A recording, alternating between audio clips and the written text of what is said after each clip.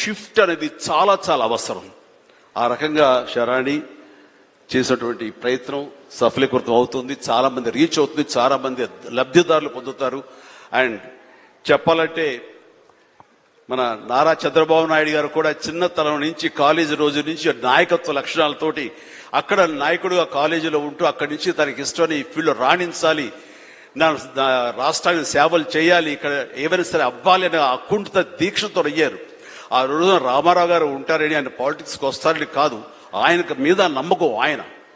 అట్లా ఏ మారుమూలు ఉన్నా నేను ఎట్లయితే యాక్టింగ్ మీద నా నమ్మకంతో నేను ఎలా ఉన్నానో అలాగే నాయకత్వ లక్షణాలతో పాలిటిక్స్లో రావాలి, రాణించాలి, ఇతోధికంగా ఎంతో సేవలు చేయాలని అనుకున్నారు. కాబట్టి నాయకుడిగా, స్టూడెంట్ నాయకుడిగా, విద్యార్థి నాయకుడిగా ఉన్న ఆయన పాలిటిక్స్లో రావడం ఏంటి అనుకోని పరిస్థితుల్లో అవకాశాలు వస్తే వాటిని చేజిక్కించుకుని వాటిని ఆసరాగా తీసుకుంటూ అంచెలంచెలుగా ఎదుగుతూ ఈ రోజున మనం చూసేటువంటి అద్భుతమైనటువంటి ఒక మహానాయకుడిగా ఎదిగారు.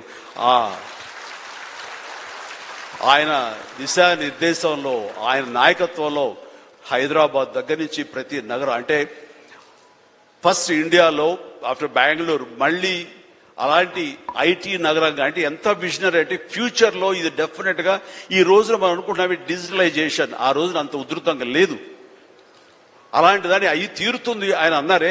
ఆయన మైండ్ సెట్ ఆ రోజు అలా షిఫ్ట్ చేసుకుని దానికి కట్టుబడి ఉన్నారు. కాబట్టి ఈ రోజున ఐటీలో కానివ్వండి, అతను డిజిటలైజేషన్లో కానివ్వండి, ఇదిగో ఈ రోజున ఏఐలో కానివ్వండి, ఆ స్థాయికి వెళ్ళటానికి నాంది పలికినటువంటి పాయనీర్ మన చంద్రబాబు నాయుడు గారు.